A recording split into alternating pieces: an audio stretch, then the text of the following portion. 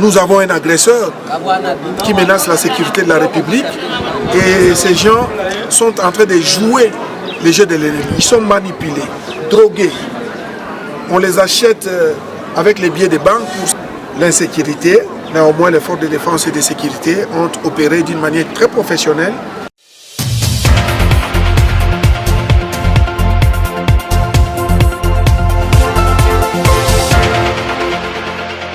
Bonjour chers internautes de la chaîne Léon Joléo, vous nous suivez de partout à RDC également, vous nous suivez en tout cas dans la diaspora.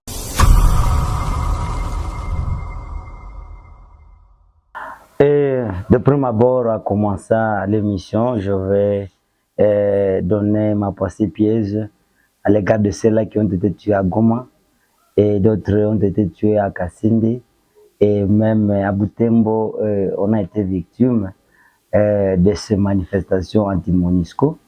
Et donc, c'est à ce moment que je vais commencer cette émission. C'est Élisée Mathès, vous avez suivi, en tout cas avec attention, ce qui s'est passé à Goma, où il y a eu carnage, en tout cas, des civils par notre propre armée. Et voilà que le gouverneur est interpellé à Kinshasa et les procès ont déjà débuté. En tout cas, comment vous analysez vraiment cette situation de Goma? La situation de Goma, elle est à analyser sur deux volets. D'abord sur le volet officiel, mais aussi selon ce que Larry raconte. Sur le plan officiel, c'est que si le carnage a été effectué, c'est parce que sur l'autre rive, c'est-à-dire à Kisenyi, il s'y amassait une bonne quantité de militaires rwandais. Et avec ce groupement, les autorités de Goma ont estimé qu'il y a un problème au niveau de Goma et qu'il y a la possibilité que Goma soit envahi par le militaire rwandais.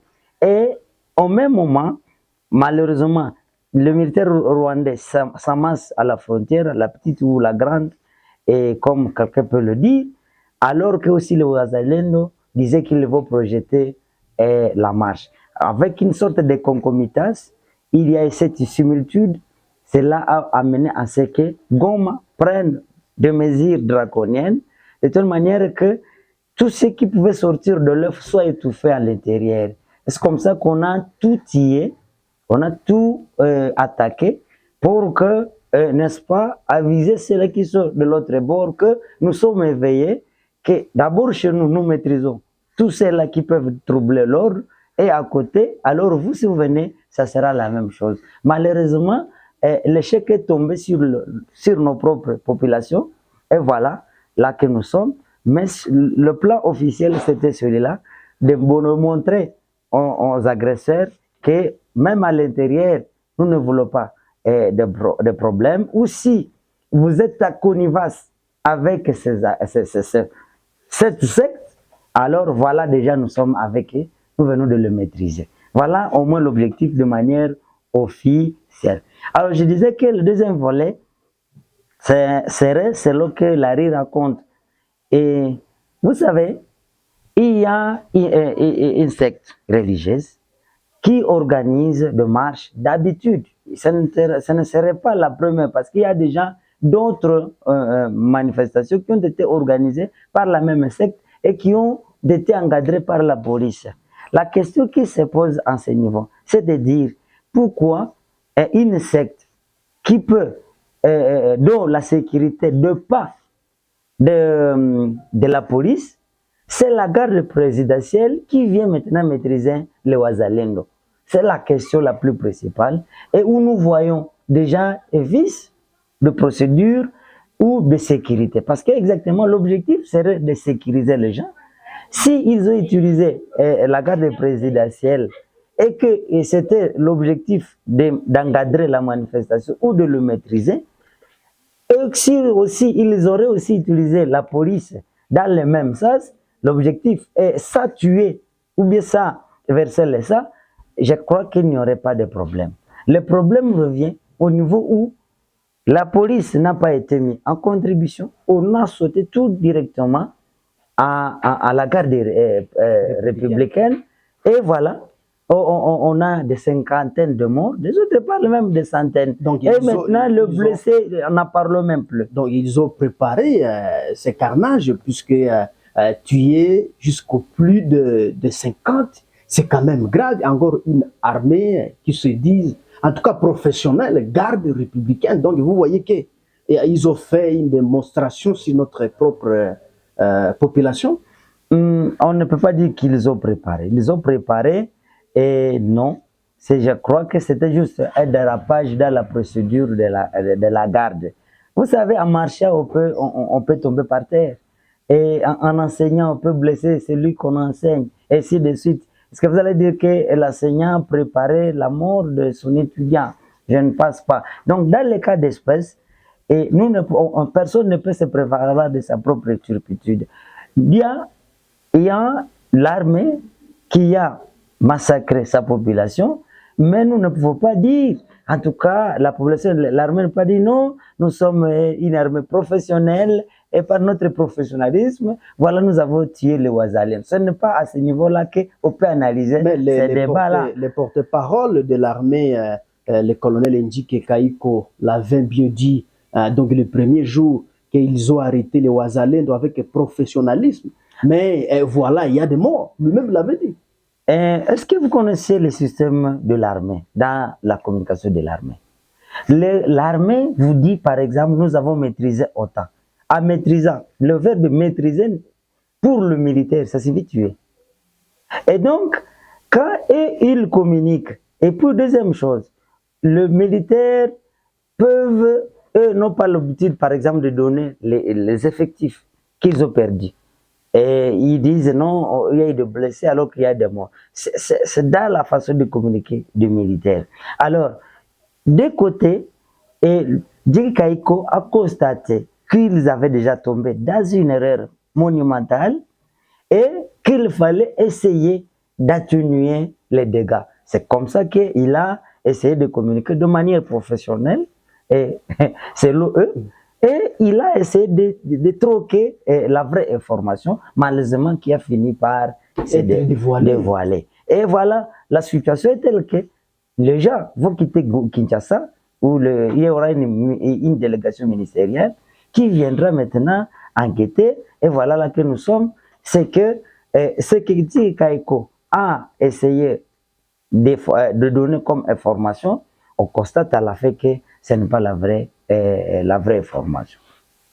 Oui, avec vous, c'était Élisée Mathès. En tout cas, vous êtes suivi par les Congolais en RDC, également dans la diaspora. Voilà, les procès des officiers supérieurs sont en tout cas à la barre à ce jour. Pensez-vous que vraiment ce procès va nous aider, va nous éclairer et que ces officiers seront suspendus, même qui est le gouverneur de province, qui est le général Ndima Constant, qui est en tout cas interpellé même avec Kinshasa. Oui, le principe de l'armée, c'est qu'il n'y a pas de mauvaises troupes, il y a de mauvais commandants. Et le mal, encore que peut-être c'est là qu'il fallait aller, il faut dire comment on vient d'interpeller 6 personnes à la barre, alors que le vidéo, moi, que je possède, on a eu une multitude de militaires. Les uns qui volaient de panneaux solaires, d'autres qui s'aventuraient à voler de chèvres. Et aujourd'hui, de radio, on présente maintenant seulement 6. Et on laisse alors le grosse tête, hein, le commandant. On ne voit que seulement 2.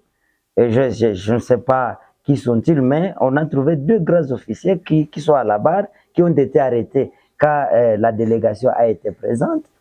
Et pour maintenant mettre à côté, et tout simplement les 6. Ça peut être encore un procès d'accalmie pour essayer d'accalmer l'attention de la population.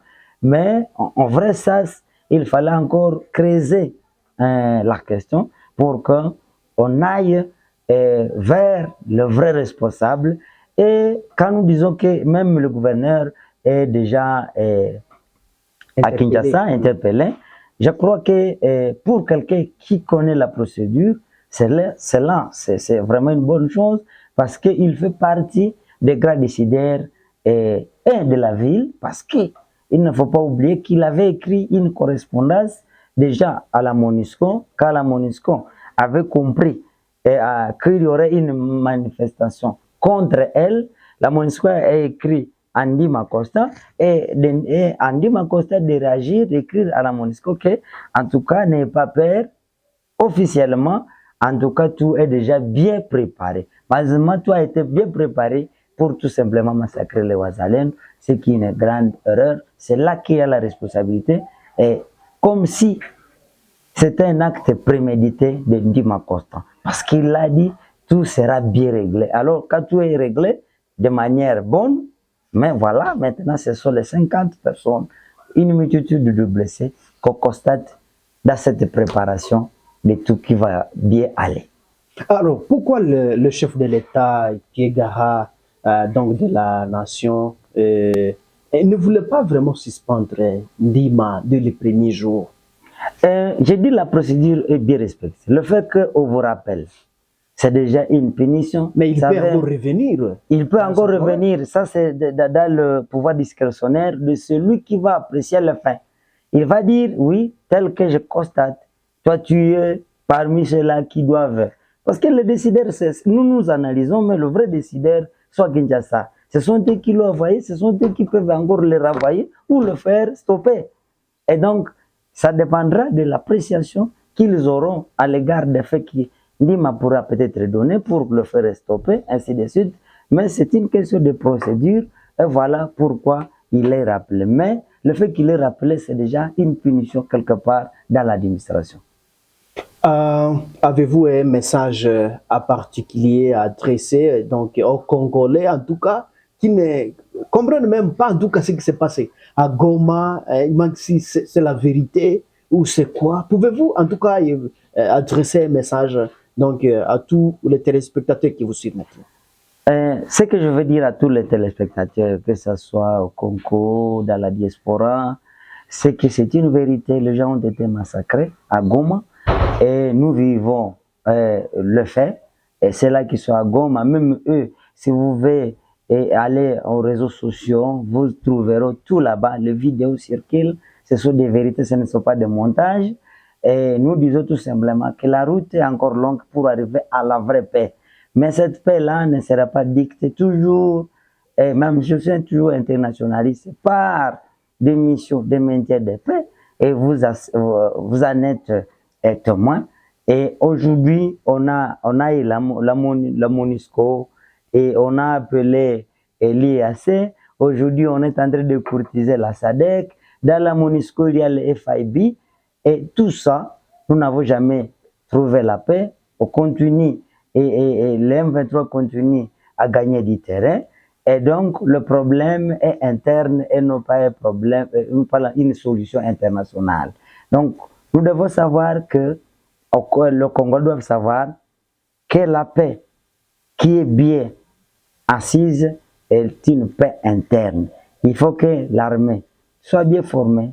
Comme disons, bien formée, ça veut dire que les disciplinés, elle connaît que commettre une erreur, une infraction, c'est vraiment une bavure. Et une armée qui connaît son objectif, capable d'être formée dans le principe selon lequel on ne doit pas apprendre aux militaires comment faire la guerre, mais on doit les apprendre comment mourir. Et c'est ça aussi le principe qu'ils n'ont pas encore intégré. Et ils ne savent pas qu'ils sont prêts, ils sont formés pour la mort, mais ils sont là en passant qu'ils sont formés pour fuir les combattants. Et donc, aussi longtemps que nous n'avons pas encore cette substance dans les têtes de nos militaires, qu'ils doivent mourir, peu importe le nombre, ok? Alors, les ADF seraient tués, on ne trouverait pas des ADF, et même le M23 serait déjà défait. Et voilà, le problème, c'est qu'il faut encore qu'on forme davantage et le militaire, mais aussi la politique qui utilise le militaire à leur fin.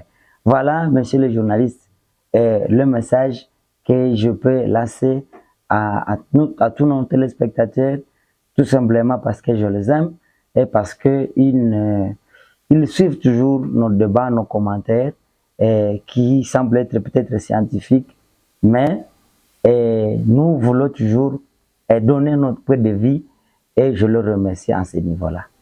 En tout cas, je rappelle aux internautes que vous êtes CT Élisée Mateso. Vous êtes enseignant à l'université officielle de Rwenzori. Merci d'avoir accepté volontairement notre invitation sur la chaîne Léon Léo. Moi que vous remercie, monsieur le journaliste. Je suis Mwanampenzi Manzekele à sa présentation. Au revoir.